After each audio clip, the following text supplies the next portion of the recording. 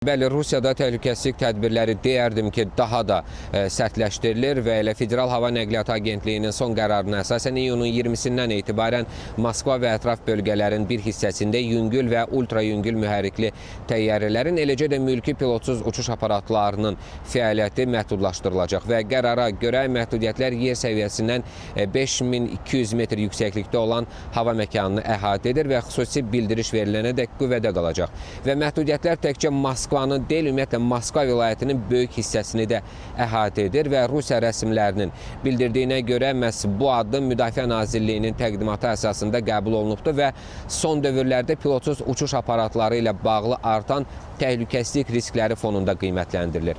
Və elə təhlükəsizlik mövzusunun davamı olaraq qeyd edim ki, son sutka ərzində Moskva istiqamətində geniş miqyaslı pilotsuz uçuş aparatı hücumu cəhdləri qeydə alınıbdır. Hava hücumundan müdafiə sistemləri paytaxta yaxınlaşan ümumilikdə 180-ə yaxın pilotsuz uçuş aparatını zərərsizləşdirib. Və Rusiya mediasında yer alan məlumatlarda qeyd olunur ki, bu son 2 il ərzində Moskva istiqamətində qeydə alınan ən iri pilotsuz uçuş aparatı hücumlarından biri hesab edilir.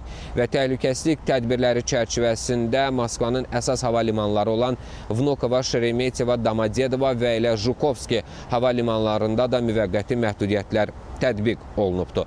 Eyni zamanda Rusiya Müdafiə Nazirliyi ötən gecə ərzində ölkənin müxtəlif regionları üzərində ümumilikdə 555 Ukrayna pilotsuz uçuş aparatının məhv edildiyini açıqlayıb. Və bu göstərici də son aylarda qeydə alınan ən yüksək rəqəmlərdən biri kimi qiymətləndirilir. Ekspertlər isə hesab edirlər ki, son hadisələr Rusiyanın paytaxt regionunda hava məkanına nəzarətin daha da gücləndirilməsinə səbəb olacaqdır. Eyni zamanda pilotsuz uçuş aparatlarının müasir münaqişələrdə artan rolu təhlükəsizlik strategiyalarının yenidən nəzərdən keçirilməsini zəruri edir.